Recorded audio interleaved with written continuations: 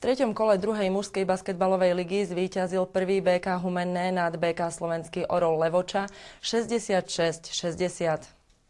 V sobotu v mestskej športovej hale privítali humenskí basketbalisti hrajúci v bielých dresoch hráčov z Levoče.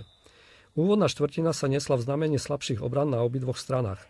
Družstvám sa strelecky darilo, Humenčania mali bodovo navrch, ale ich mierny náskok dokázali hostia vždy dotiahnuť.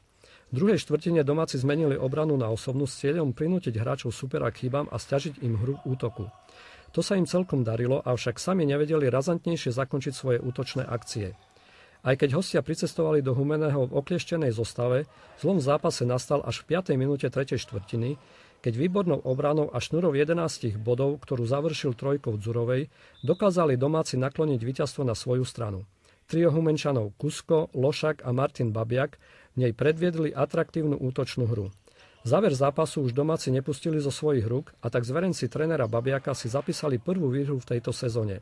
Prvý BK Humenné zvíťazil nad BK Slovenský Orol Levoča 66-60 po štvrtinách 24-25, 16-15, 19-10 a 7-10.